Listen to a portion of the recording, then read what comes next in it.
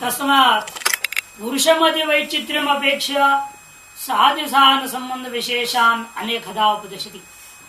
इसलिए है पुरुष की में विद्यमान इच्छा राग द्वेष आदि निरूपित मति मने बुद्धि की वैचित्रता की अपेक्षा करता हुआ साध्य साधन संबंध विशेषों का अनेक प्रकार से अलग अलग कर्मकांडों का वर्णन, उपासनाओं का वर्णन श्रुति करती है।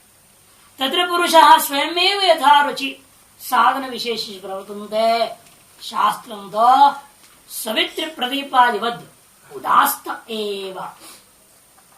और उन कर्मकांड उपासनाओं में जो पुरुष की प्रवृत्ति हुई है वह स्वयं अपनी रुचि से होती है। सभी एक ही प्रकार का क्यों ही लेते, एक ही कर्म करते हैं, एक ही उपासना बता देते, बात खत्म थी। अलग अलग प्रकार की क्यों कथन किया, इसीलिए है कि हर आदमी का अपना अपना रुचि अलग है। जिसको जिसके चाहिए उसको लेकर आगे बढ़ने का प्रयास करता है वो, इसे कहते हैं पुरुषा स्वयं यथा रुचि साधन विशेष प्रवर्तन है। स्वयं ही यथा रुचि साधन विशेष उनकी प्रवृत्ति होती है। शास्त्र तो सवित्र प्रदीपादिबद्ध उदास्त एवं, और शास्त्र तो सूर्य का प्रकाश के समान जो है ना, इनमें इस प्रवृत्ति और निवृत्ति की दृष्टि से एकदम उदास रहता है, तटस्थ रहता है। उसको से कोई लेन देन नहीं, कौन किसे प्रवृत्त हो रहा है किसे निवृत्त हो रहा है। मान लो कोई ऐसा कर्म कोई नहीं कर रहा है संसार में, तो श्रुति दुखी हो जाएगी क्या? अरे भाई मैंने इस कर्म का प्रतिपादन किया, अब इसको करने वाला संसार में कोई पैदा ही नहीं हुआ, इसे बड़ा दुखी हो जाएगी। ऐसी बात नहीं है, क्योंकि उन कर्मों का कोई करे न करे, कोई उसको उपासना को करे न करे, उससे उसका कोई लेन देन नहीं है। पुरुष बुद्धि के वैचित्रता के अनुसार संविधान कर दिया, और पुरुष अपने रुचि के अनुसार स्वयं ही प्रवृत्ति या निवृत्ति को कर ले रहा है।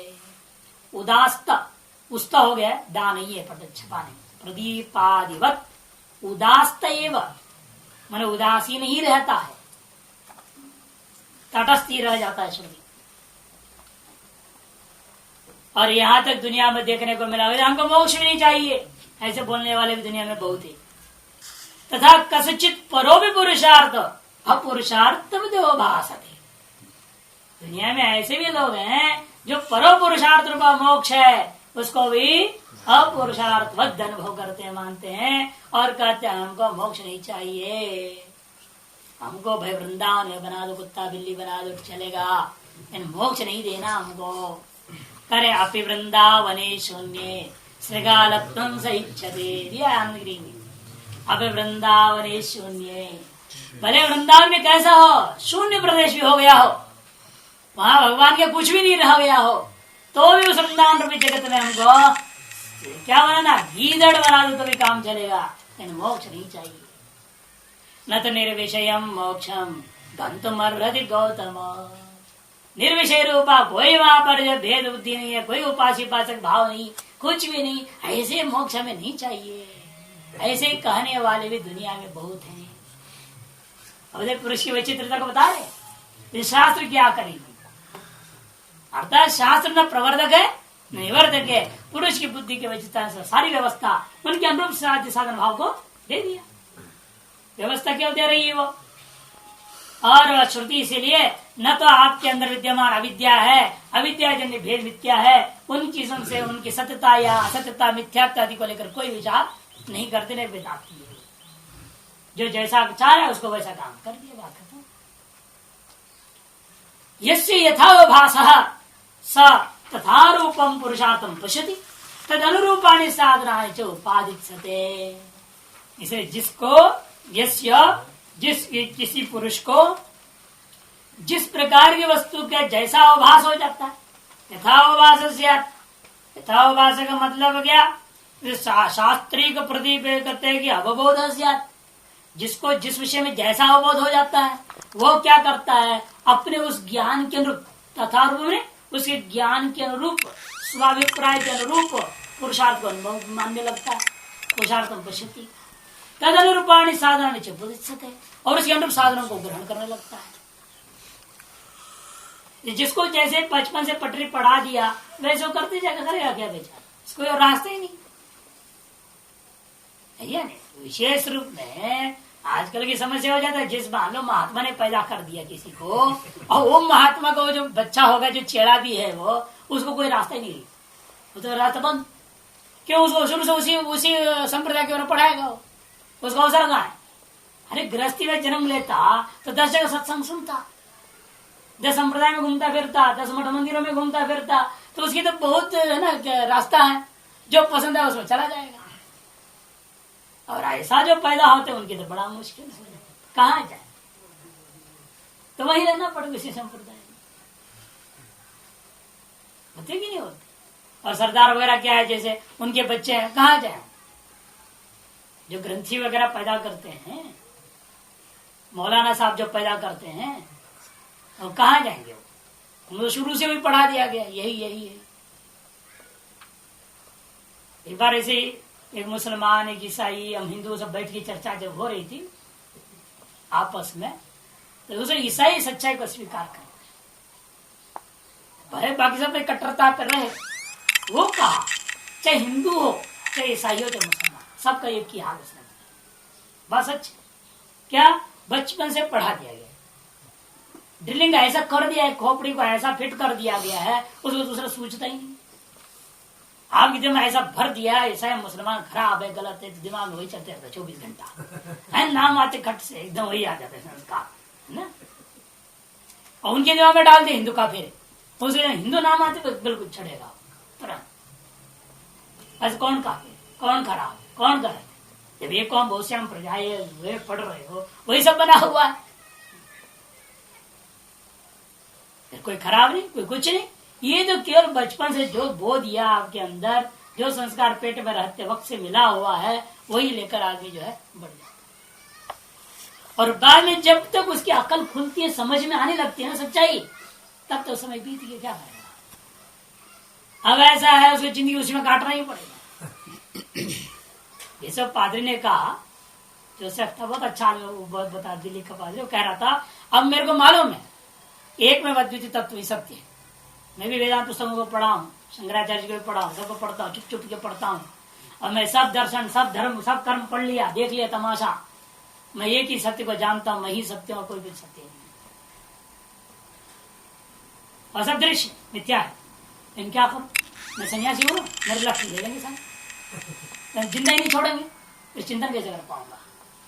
अब एक हिंदू मुझे स्वीकार नहीं करेगा, अपने साथ वो बैठाएगा नहीं, खाएगा नहीं, पिएगा नहीं, भले मैं ब्रह्म ज्ञान बिहाड़ू, क्या फर्क पड़ना है?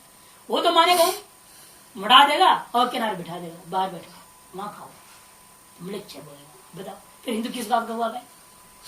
हिंदू बनूंगा तो तुम लोग स्वीकार नहीं करोगे, है? और ईसाई बने रहो तो मजबूरी रहना पड़ेगा, क्या करें? वहां हम सच्चाई बोल नहीं सकते, वहां तो वही बोलना पड़ेगा, यीशु यीशु यीशु बोलते रहना पड़ेगा, भले अंदर से हमें मालूम है क्या सच्चाई। उसे सच्चाई इस बात को हम लोग के सामने स्वीकार किया, कहा कि क्या कर सकता हूं, आप बताइए, क्या मान लोगे हमको? हम अभी संन्यास लेने को तैयार। हिंदू समाज मानेगी?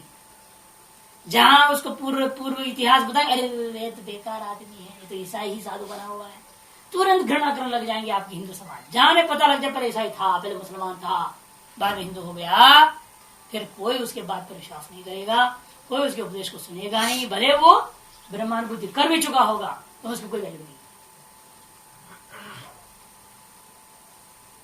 ये बात सच्चाई है, इसलिए हम हिंदू बन नहीं सकते, सनातनी बन नहीं सकते। अगर यहाँ रहना नहीं चाहता हूं, लेकिन मजबूरी रहना पड़ेगा, क्योंकि मैं जानता हूं गलत है। तो वही कहा तो बाधानुवृत्तियां, मुझे ईसाई वही रहना है। बाधा सामने बात उसे वेदांत पूरा पढ़ा था, स्पष्ट बोलता था मैं ईसाई नहीं हूं, आपकी दृष्टि से मैं ईसाई हूं। पाल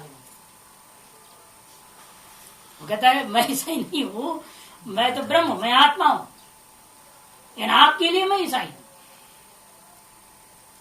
मैं पादरी हूं, और उसी को मैं व्यवहार कर रहा हूं। हाँ मैं पादरी हूं, फिर मैं भी बोलूंगा, जब उस दृष्टि से पूछोगे तो मैं भी कहूं मैं ईसाई बोलूंगा, मेरा नाम जोसेफ है बोलूंगा, व्यवहार करूंगा ऐसे ही।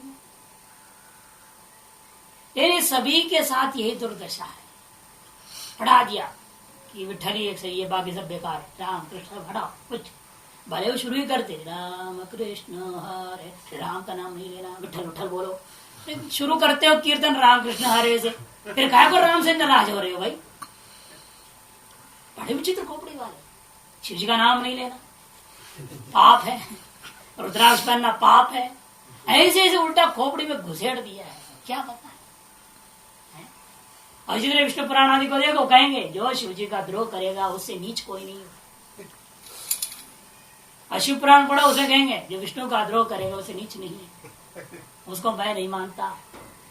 और फिर भी ये पढ़ भी रहे वो लोग, ये नहीं क्यों नहीं पढ़ रहे, नहीं जानते, वो भी जानते हैं, फिर भी अक्ल मरी हुई है, मानते जरूर नहीं। विचित्र धंधा चल पड़ा। शैवों में देखो ये दुर्दशा, वैष्णव में देखो वो दुर्दशा, सब दुर्दशा में फंसे पड़े।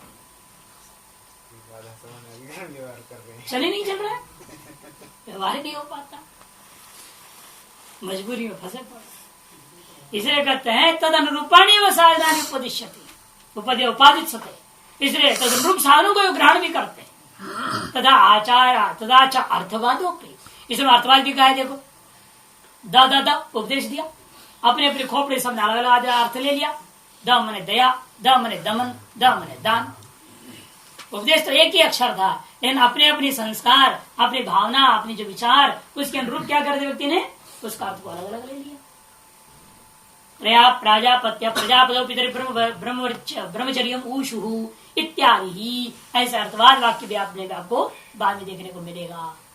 तस्मात् न ब्रह्मैकत्वं ज्ञापयिष्यन्त वेदांता विधि शास्त्र से बाधकाः, इसलिए ब्रह्मैकत्व का ज्ञापन कराने वाली ये वेदांत शास्त्र विधि शास्त्रों का बाधक नहीं हो सकते हैं। चलो पूर्व पक्ष मानता है, चलिए मान लिया वेदांत कर्मकांड को बाधेगा नहीं, लेकिन कर्मकांड वेदांत को बाधेगा। तो कर्मकांड भेद बुद्धि वाला और अभेद का विरोधी है। अभेद का भेद के साथ बड़े विरोध ना हो, लेकिन भेद का भेद के साथ विरोध मानेगा। विधि शास्त्र में तावता निर्विषयम न विधि शास्त्र में तावता निर्विषयम। इतने माह से ये जो विधि शास्त्र है ना वह कभी निर्विषय नहीं होता, क्योंकि अर्थात बाधकता मान लो, साक्षात बाधकता नहीं है। अभेद भेद को साक्षात बाध नहीं कर रहा है, अलग अलग विषय बन गया। यहाँ अज्ञानी दुनिया भर के लोग हैं, ज्ञानी कोई कोई होता है, इसे परस्पर भिन्न भिन्न विषय वाला भिन्नाधिकारी वाला होने से परस्पर बाधक भले ना हो साक्षात, किंतु अर्थतः तो बाध हो ही गया, क्योंकि अभेद के द्वारा भेद का बाध होता ही है। भले साक्षात आपको बाह्य जगत में दिखाई नहीं दे रहा, आप प्रकार जगत में दुनिया भर पुरुष दिखाई दे रहे हैं, सब अज्ञान को लेकर व्यवहार कर रहे हैं, नित्य कर्म में भी चल रहा है, काम कर्म में भी हो रहा है, इसको प्रत्यक्ष प्रमा को बाध नहीं कर सकते हो। ये बात तो ठीक है, अरे साक्षात बाध वाले ना हो, किंतु अर्थतः तो बाध ही, क्या कहते ऐसा भी नहीं कहना। एक वेदांत नाम ब्रह्मेगत ज्ञापकत्व मात्रेण, वेदांत वाक्य ब्रह्मेगत ज्ञापन करने मात्र से ही विधि शास्त्र निर्विषयक नहीं हो सकता, कर्मकांड शास्त्र अप्रामाणिक नहीं हो सकता। ना भी उक्त कारकादि वेदम विधि शास्त्र उपनिषदाम ब्रह्मेकत्व प्रति प्रामाणिक निवर्तयति, और विपरीत में भी नहीं जाना। जो उक्त कारकादि भेद को कथन आधार बनाकर प्रवृत्ति जो विधि शास्त्र है वो उपनिषदों के द्वारा प्रतिपादित ब्रह्मिकत्व की प्रामाण्यता को बाध नहीं। यथा वेदांत कर्मकांड को साक्षात या अर्थतः बाध नहीं कर सका, उसी प्रकार से कर्मकांड भी वेदांत प्रतिपादित जीव ब्रह्मिकत्व को साक्षात या अर्थतः बाध नहीं कर सकता। स्विशेषूराणी प्रमाणानि श्रोत्रादि, जो श्रोत्रादि इंद्रियां अपने अपने विषय को प्रकट करने में पूर्णतया समर्थ है, तद्वत प्रमाण भी कर्मकांड के वाक्य और वेदांत के वाक्य अपने अपने स्थल पर अपने अपने अर्थ को बोध कराने में पूर्णतया समर्थ होने के नाते उनके परस्पर बाध्य बाधक भाव नहीं हो सकता। तत्र पंडितम मन्यः केचित् स्वचित्त वशात् सर्वं प्रमाणम् इतरेतर विरुद्धं मन्यन्ते तथा प्रत्यक्षादि विरोधम भी चोदयन्ति ब्रह्मैकत्वे। कुछ लोग अपने आप को पंडित मानने वाले लोग हैं, तार्किक, न्याय दर्शन से तात्पर्य नहीं, यहाँ केवल कुतार्किक है। वो तो सुतार्किक भी है बेचारे, कुछ हद तक सही भी चलते हैं, है ना, कुछ दूर तक सही है। वो सभी का अपना अपना मार्ग है और सब मार्गों में सभी कुछ हद तक काफी दूर तक सही चलते ही है कि नहीं। लेकिन अंत में आकर सभी वेदांत में लीन होना पड़ता है। इसलिए अंतिम उसका जो स्वरूप उनका प्रत्येक का मोक्ष सिद्धांत है, मोक्ष साधन सिद्धांत में कहीं ना कहीं उन लोगों में त्रुटियां हैं, कमियां हैं, लेकिन इस मार्ग में चल ही रहे हैं। लेकिन वो है बिल्कुल विपरीत वाला, ये सारे प्रमाण, सब प्रमाण गलती बोलते, एक भी प्रमाण सही नहीं है। हाँ, सर्वम प्रमाणम इतरेतर विरुद्ध हम बोलने वाला महाकुतार्किक का। वो क्यों कह रहा हो वे? स्वचित्त वशात। वह इंद्रियाराम है, वो भोगी है, महान। वो किसी चीज को मानना ही नहीं चाहता। ऐसा में वो क्या बोलोगे? अपने मतलब को लेकर चलता है, इसलिए किसी चीज को प्रमाण नहीं मानता। अपने वचन उसके लिए प्रामाणिक नहीं है, अपना शरीर इंद्रिया भी उसके लिए प्रामाणिक नहीं है। क्यों नहीं हो सकता? क्योंकि वो भी बदलते रहता है ना, अवसरवादी रहता है। अभी बोला है कि मैंने मंडलेश्वर पद पर आपको जो अभिषिक्त कर दिया है, और फिर कुछ देर बाद विरोध हो गया। अरे हमने कहा बोला था? हमने बोला ही नहीं, हमने चादर उड़ाई नहीं है। अरे हम तो महंता का चादर उड़ाए। ऐसा एकदम पलट जाते हैं। ऐसे आदमी का वाणी का क्या प्रमाण है? वो आदमी अप्रमाणिक है। ऐसे लोग होते, ये अवसरवादी होते हैं। उनका अपना वचन भी नहीं, किसी का वचन नहीं, कोई भी प्रमाण नहीं, सब प्रमाण परस्पर विरुद्ध है, सब गलत है। तथा इसलिए वो लोग क्या मानते हैं? प्रत्यक्षादि विरोध में पिछोदयन्ति ब्रह्मैकत्व। इसलिए वेदांत के ब्रह्मैकत्व को लेकर कहते हैं ये तो वेदांत बिल्कुल बकवास है, क्योंकि प्रत्यक्षादि सकल प्रमाण विरुद्ध है वेदांत। ऐसा उनका उद्घोषणा। अभी उस उद्घोषणा की व्याख्या करते हैं, कैसे विरोध है बताओ। बोल तो दिया, तुम प्रतिज्ञा कर बैठे हो, विरोध सिद्ध करो। सर्व प्रमाण विरुद्ध वेदांत है, इस बात को सिद्ध कीजिए।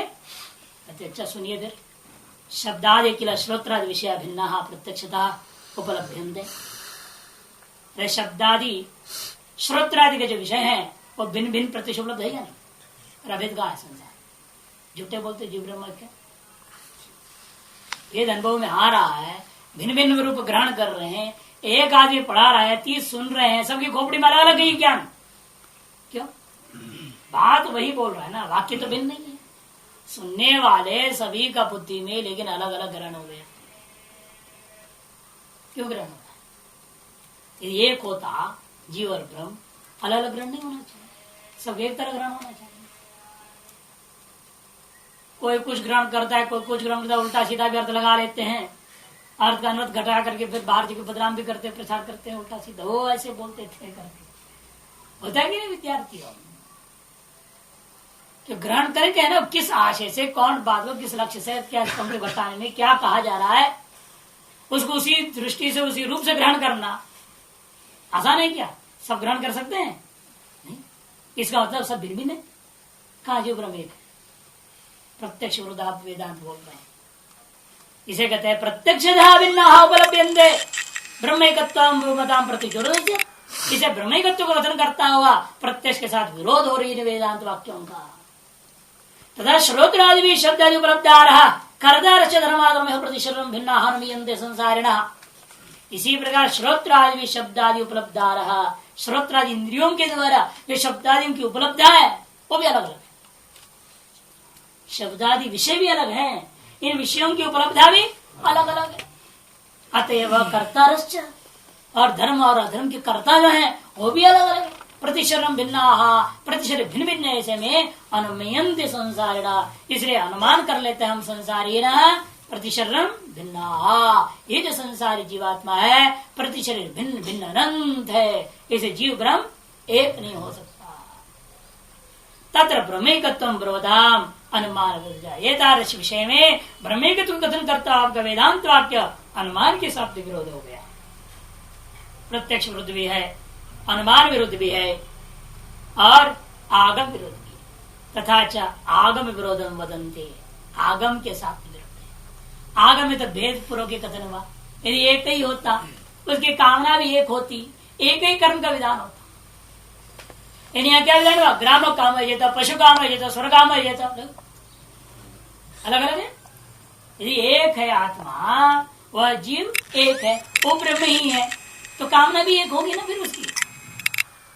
एक काम है तो एक ही कर्म, अनेक कर्म कहां से आ गए? इसका मतलब अनेक कामनाओं वाला अलग अलग अनेक पुरुष हैं, अतः जीव ब्रह्म एक नहीं हो सकता। इत्यम वाक्यभ्यो ग्राम पशु स्वर्गादि कामाः तत्साधनादि अनुष्ठातारश्च भिन्नाः अवगम्यन्ते। स्पष्ट ही है। ग्राम को स्वर्ग की कामनाएं भिन्न है, उनके साधन भी भिन्न है और उनके अनुष्ठान करने वाले भी अलग अलग अनंत हैं। प्रत्यक्ष, अनुमान और शब्द प्रमाण, आगम प्रमाण तीनों के विरुद्ध आपके वेदांत वाक्य अत्र उच्यते। तो सिद्धांत जवाब देता है, अच्छा ते तो कुतर्क दूषित अंतःकरण, पहले तो डांट करते हैं, जवाब नहीं दे, पहले तो डांटेंगे। अरे तुम लोग सब कुतर्कों से दूषित अंतःकरण वाले, अरे सुतर्क भी नहीं है तो तुम्हारे ब्राह्मणादि वर्णावसदा, ब्राह्मणादि भले शरीर में जन्म लिए हो तुम लोग, लेकिन महा नीचाति नीच हो। अनुकंपनीया, दया के पात्र, आगमार्थ विच्छिन्न संप्रदाय बुद्धया, आगमार्थ की जो संप्रदाय है उससे विच्छिन्न संप्रदाय वाले आप लोग हो, ऐसा कहा। इतनी वो घबरा गए डांट सुन, अरे हमें तो ऐसा बोल दिया, हम नीचे हैं, वेदांत विरुद्ध प्रत्यक्ष अनुमान से विरोध है, वेदांत गलत है बोले तो हमको डांट पड़ गया, महा नीच आदमी हो, कुतर्क से दूषित अंतःकरण वाले हो तुम लोग, और जो है आगमार्थ से विच्छिन्न संप्रदाय वाले हो, ऐसे कह दिया आपके, ऐसे खत्म। पूछने लगे खत्म। अच्छा सुनो, अनुकंपनी आस्ते कहा भी ना, ठीक है तुम्हारी जिज्ञासा है तो हम तुम्हें समझाने के प्रयास करते। सुनो, श्रोत्रादि द्वारे शब्दादि प्रत्यक्ष उपलब्ध ब्रह्मण एकत्व विरोधी वदंतो वक्तव्य। आपने कहा ना विषय भेद है, विषय की ग्रहण करने वाला भेद है, अतएव जीव ब्रह्म एक नहीं है। हम आपसे पूछते हैं, ये शब्दादि अनेक है, इन शब्दादि गुण जिस द्रव्य का आकाश को तुम कहते हो कि वो आकाश में नहीं मानते हो? नहीं, अरे क्यों नहीं मानोगे भाई? शब्दादि भिन्नत्वाद आकाश भी भिन्न, बोलो ना। नहीं नहीं, नहीं आकाश ये कि बड़े शब्दादि फिर इधर शब्दादि भिन्न जीव ब्रह्म एक, क्या आपत्ति हो रहा है? कहां प्रत्यक्ष विरोध हुआ बताओ? प्रत्यक्ष विरोध है क्या? जैसा शब्दादि का भिन्न होने पर भी, शब्दादि ग्रहण करने वाले का भिन्न होने पर भी आकाश एक होता है। नित्यम एकम अनेकान, आपने इतना कल्पना कर, नित्य है, वो एक है, विभू है, ऐसे तुम आकाश के बारे में बोलते हो, जबकि उसमें भी अनुभव में होता हुआ शब्दादि उसी प्रकार हम कहते हैं। भले अनुभव से आपको अनंत भेद दिख रहा है, लेकिन वास्तविकता में एक। शब्दादि भेद क्यों आई आकाश में? कैसे? तो उपाधि से, यहाँ भी उपाधि से, शरीर उपाधि से, यहाँ पर भी अनंत है, आपत्ति क्या है? औपाधिक भेद मानोगे तो सिद्ध साधनता दोष हो जाएगा, वास्तविक भेद असंभव है, स्व सिद्धांत हानि हो जाएगी आकाश आदि।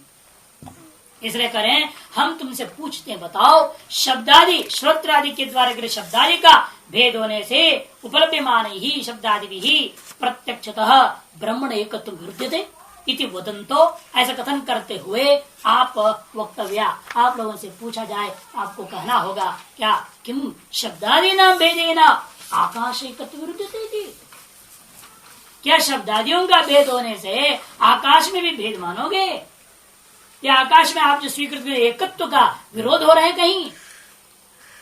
उसको कहना पड़ेगी या तो न विरुद्ध, तो कोई विरोध नहीं है, न तरी प्रत्यक्ष विरोध। फिर सिद्धांत कहता है फिर तो प्रत्यक्ष के साथ वेदांत का कोई विरोध नहीं। यदि शब्दादि का प्रत्यक्ष निरूपित भेद होने के बावजूद भी आकाश में एकत्व का कोई विरोध नहीं होता आपके मत में, उसी प्रकार से प्रत्यक्ष तो जीव अनंत भेद का होने पर भी वेदांत प्रतिपाद्य जीव में एकत्व में कोई विरोध नहीं सकता। अतः प्रत्यक्ष प्रमाण के साथ वेदांत वाक्य का कोई विरोध। अनुमान के सत्य विरोध है। प्रतिशरण भिन्नम, धर्माधर्म आदि के कर्ता अनेक है, कामनाएं अनेक है, तो निर्वृत्त जो है कामी पुरुष अनेक होने के नाते जीव अनंत है। अतः जीव अनंत है तो जीव ब्रह्म से अभिन्न है, आपने कह दिया जीव अनंत है। अनंतत्व विशिष्ट जीव जब ब्रह्म से अभिन्न होगा तो ब्रह्म भी अनंत हो जाएगा। अतः भेदी भेद है तो वेदांत वाक्य एकत्व कथन करे तो विरोध हो गया, तो वो भी ठीक नहीं। यच्चौतम प्रतिशरणम शब्दादि उपलब्धारो धर्माधर्मयोश्च कर्ता भिन्नानुमीयन्ते तथा च ब्रह्मैकत्वे अनुमान विरोधी। उसका पहले यहाँ पर थोड़ा वो जल्पवाद शुरू करेंगे फालतू। अनुमान का खंडन सीधा नहीं करेंगे, उसके अनुमान का बाद में खंडन करेंगे।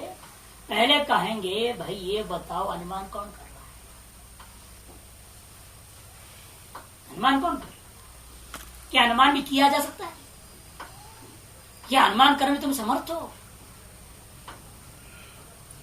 सिद्ध करेंगे ना अनुमान करने वाला है, ना अनुमान ही कर सकते हो, ना कुछ हो सकता। विश्वास अनुमान है ही नहीं, तो अनुमान विरोध कहां से? और जब मान लो तुमने कोई अनुमान कर ही दिया, तब उसके जवाब फिर बाद में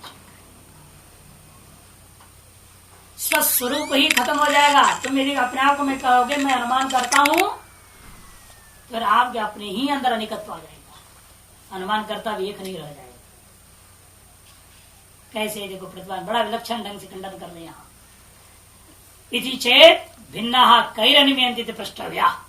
सिद्धांति बोलते मैं पूछना चाहूंगा भाई भिन्नता का अनुमान कौन कर रहा है? किसके द्वारा भिन्नता का अनुमान किया जा रहा है? अधिनिब्रूयो सर्वैरस्मैर अनुमान कुशल ही। तब वो पूर्व पक्षी जवाब देता है भाई हम सब जो अनुमान करने में कुशल है, अनुमान कुशला अनुमानी का चक्षुषा, ऐसे जो हम लोग हैं जो अनुमान करने में बड़ा एक्सपर्ट है, हम लोगों के द्वारा किया जा रहा है। अनुमान कुशला, अरे आप कौन हो अनुमान में कुशल जो अपने आप को मान रहे हो? आप लोग कौन है? इत्यम पृष्ठानाम किम उत्तराम। ऐसे पूछे जाने पर हे पूर्व पक्षियों बताओ तुम लोग क्या जवाब दोगे? वो कहेगा, उसकी जवाब सुनिए। शरीन्द्र मन आत्मसुच प्रत्येक अनुमान कौशल प्रत्याख्याने शरीन्द्र मन साधना आत्मान वयम अनुमान कुशल अनेक कारक साध्यत्वात् क्रियाणाम इति चेत। एवं तरह से जवाब सिद्धांत देगा।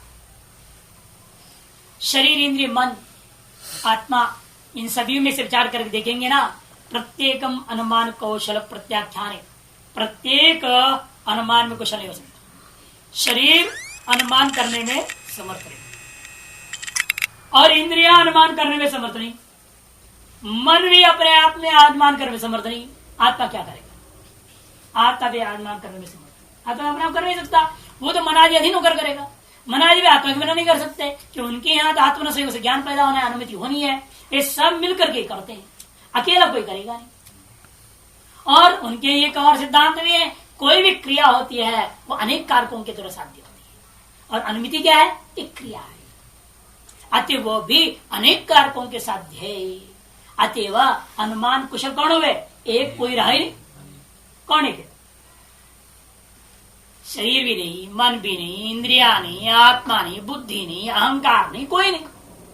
फिर ये सब के सब अनुमान कुशल है। माने अनुमान कुशलता में ही अनेकत्व आ गया। तुम करने वाले भी एक नहीं रह गए, अनुमान करने वाले कोई एक है ही नहीं।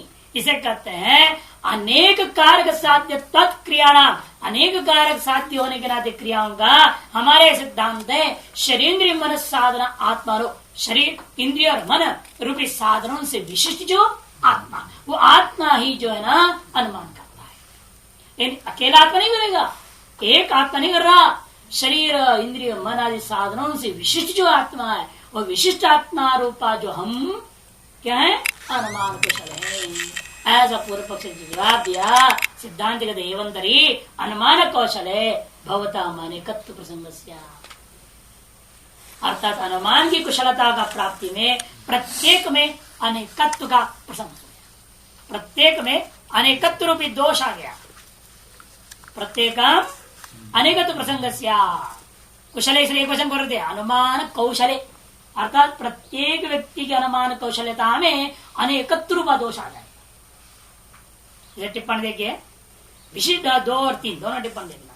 विशिष्ट से आत्मनो अनुमान कर्तृत्व, यदि विशिष्ट आत्मा को आपने अनुमान के कर्ता मानोगे तो क्रियाणाम अनेक कारक साध्य रूप हेतु को स्वीकार के माध्यम से अनुमान कौशलता में भी क्या हो जाएगी? 3 नंबर प्रत्येकम अनेकत्व, प्रत्येक अनुमान कुशल जो अपने आप को मान रहा है उसके अंदर अनेकत्व आ जाएगा। एक कोई मिलेगा ही नहीं, आप एक कहने वाला ही नहीं रह गया मैं अनुमान करता हूं। जिसे अनुमान कर्तृत्व ही सिद्ध नहीं हुआ तो अनुमान कहां से आएगा? अनुमान कर्तृत्व रूपा एकत्व विशिष्ट अनुमान करता मैं हूं, क्योंकि नैयायिकों की भाषा में जो है कर्तृत्व में ही वाक्यार्थ बोध होता है।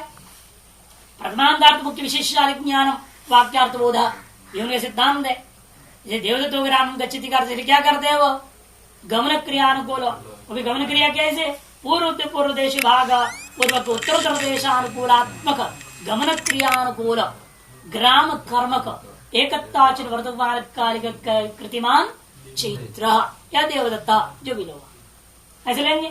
मैंने कर्तृ में एकत्व आना चाहिए ना, वो आ ही नहीं सकता। क्यों एकत्वता अनुमान कर्तृ कैसे लाओगे तुम? क्योंकि अनुमान को करने वाला कोई एक नहीं। ये समूह में एकत्व की आपने कल्पना करनी पड़ी। मैंने शरीरेंद्र मना विशिष्ट आत्मा में एकत्व की इस संघात रूप में एकत्व की परिकल्पना करना पड़ा।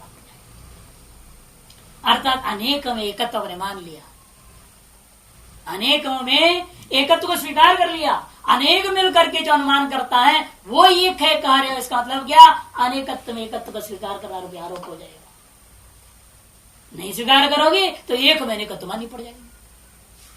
तुम अनुमान करता हो, हाँ मैं अनुमान करता हूँ, मैं एक हूँ और एक अनुमान करता होता हो। तुम्हारे अंदर क्या है? एक अकेला तुम नहीं हो, शरीर इंद्र मन आदि मिल करके हो, अर्थात अनेक हो। दोनों तरफ से फंसता है गाड़ी। इसलिए कहते हैं कि देखो अनेक कारक साध्य एक क्रिया बहुत विरिव अभ्युगतम। भाष्यकार उसको समझा रहे। अनुमान कौशले भवताम अनेकत्व प्रसंग, उसी की व्याख्या कर रहे हैं कि अनेक कारक साध्य क्रिया होती है, ये आपने ही स्वयं स्वीकार किया है। और तत्र अनुमान क्रिया, और अनुमान को क्रिया रूप आप मानते हो। जबकि ज्ञान भी क्या है? क्रिया रूप है, ऐसे वो मान लेंगे। अनुमान क्रिया भी भाट आदि मत के हिसाब से बोला जा रहा है। धातु और तत्वात् है ना। अनुमिति क्या है? धातु 1 नंबर टिप्पण है 522 पृष्ठ में, अगला प्रश्न पहला टिप्पण में जब स्पष्ट रहे।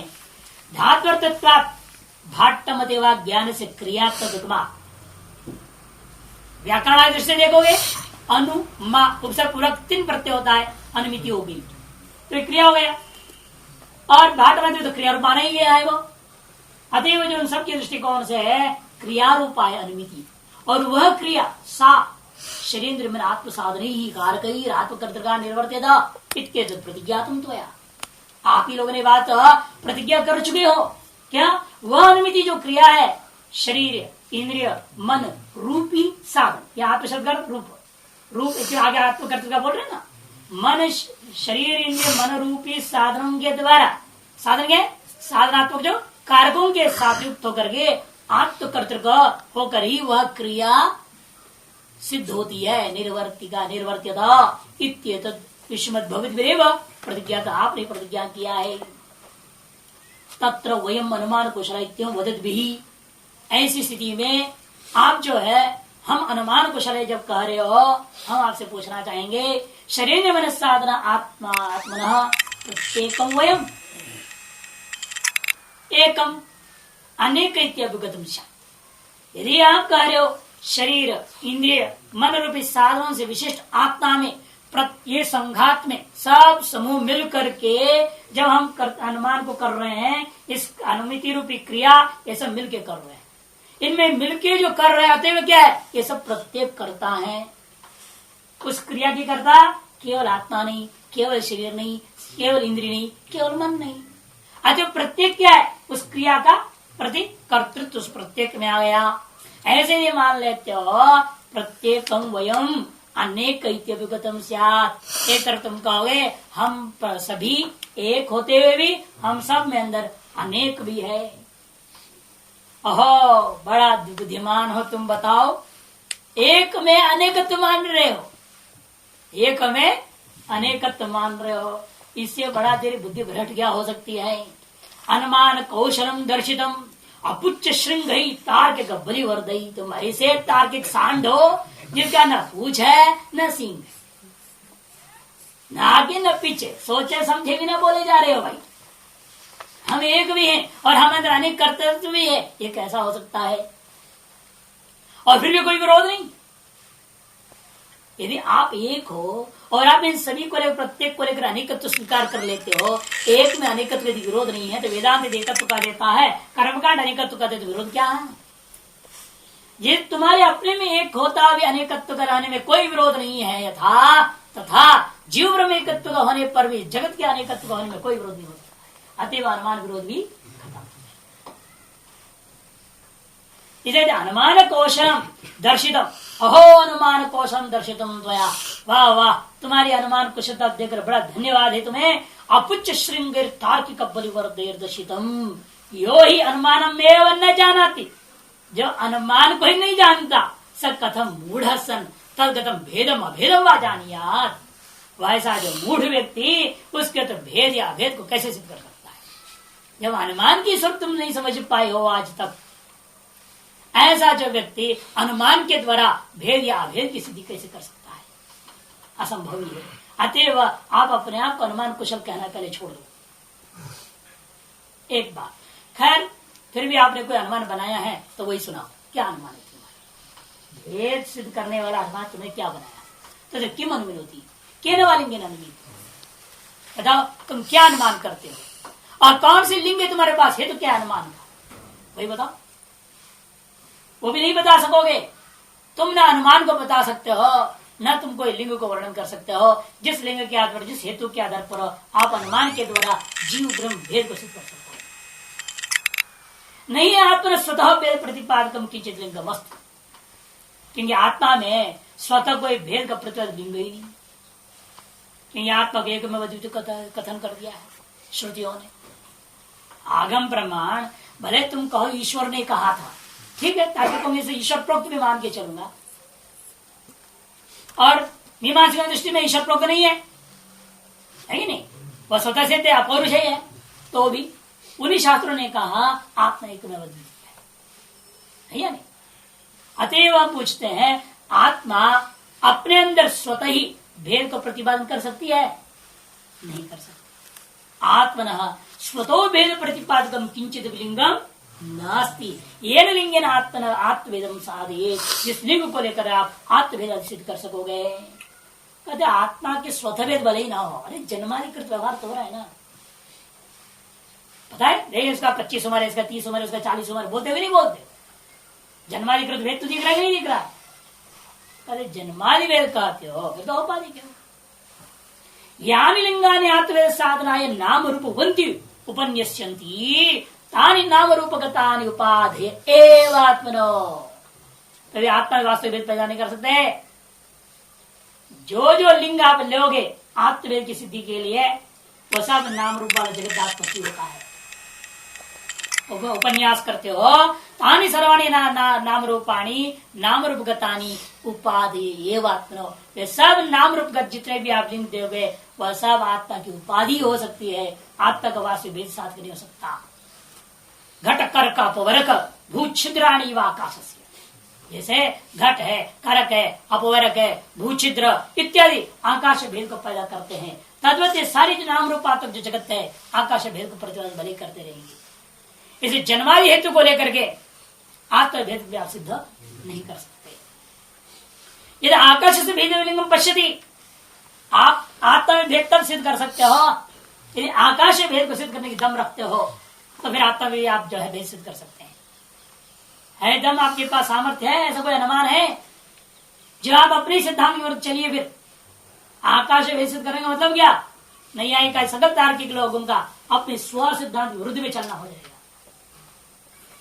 इसलिए करें, यदा आकाश भेदलिंगम पश्यति तदा आत्मनो भी भेदलिंगम लभेत सा, वह तार्किक वह अनुमान कौशल पुरुष तब आत्मा में भेद को सिद्ध करने वाले हेतु को प्राप्त कर सकता है। उस दिन प्राप्त कर लेगा जिस दिन वो अपने ही आकाश में जो एकत्व मान रहा है उसमें भेद सिद्ध करने की दम रखता है। तो जिसको आकाश को एक मान रहा है, उस आकाश में भेद को सिद्ध करने के लिए कोई अनुमान वो कर सके, जिस दिन वो कर सकेगा उस दिन मैं समझूंगा कि वह आत्मा में भेद को सिद्ध करने वाला अनुमान बना सकेगा। जिसमें वो नहीं कर सकता है, अतः ये भी नहीं कर सकता। जिसलिए आकाश में भेद को सिद्ध करने लिंग को वो अनुभव में नहीं कर सकता, ला नहीं सकता, प्रस्तुत नहीं कर सकता है। अतएव वह अनुमान के भेद को सिद्ध करने वाले कोई लिंग को न अनुभव कर सकता है, न प्रस्तुत कर सकता है। नहीं आत्मा न परतो विशेषम अभिगच्छत भी तार्किक क्षतिर में भेद लिंगम आत्मदर्शी तुम शक्य है। जब तक आत्मा के अंदर उपाधि रूप विशेष को छोड़ करके परतो विशेषम अभिगच्छत भी, परत मने उपाधितः विशेषम ने भेदम स्वीकार करते हुए रहते हैं तार्किक शतैरपि, सैकड़ों तरह इकट्ठे हो जाए, जब तक वो कहेंगे प्रति शरीरम भिन्नम, तब तक ये मानना पड़ेगा आत्मा वास्तविक भेद नहीं है। जब तक वो आत्मा में औपाधिक भेद को स्वीकार करते रहेंगे, तब तक आत्मा वास्तविक भेद को सिद्ध नहीं कर सकते, चाहे सैकड़ों तार्क इकट्ठा कर लो।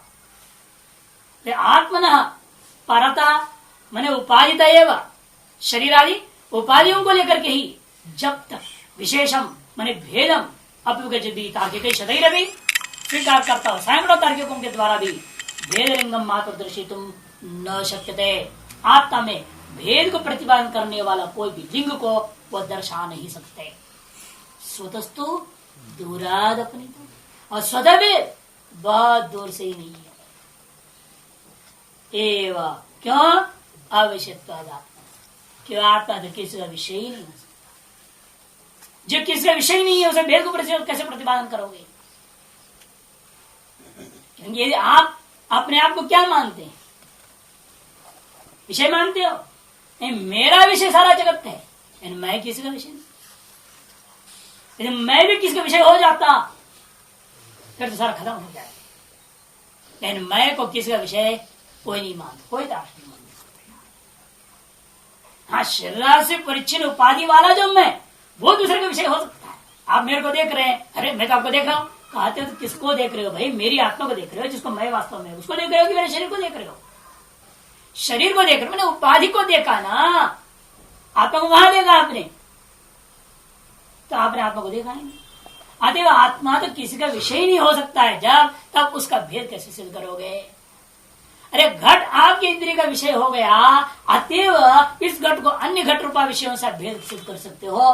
घटगत भेद की सिद्धि तब तक नहीं हो सकता जब तक घट को विषय नहीं कर सकते हो। जिसमें आप घट को अपने इंद्रियों का विषय बना लेते हो, अतएव घट का भेद भी सिद्ध कर सकते हो। और जो चीज आपकी इंद्रियों का है, किसी मन का, अंतःकरण का, किसी का भी विषय नहीं हो सकता है, उस वस्तु में भेद इसलिए कोई भी माय कला अनुमान से सिद्ध नहीं कर सकता। अतएव कहते हैं स्वतस्थ दूराद परितः, स्वतः आत्मवेद की बात कहोगे वो तो दूर से खंडित हो गया समझो। क्यों? आत्मनो अविशेषात, आत्मा किसका विषय ही नहीं। इसका विस्तार और करेंगे।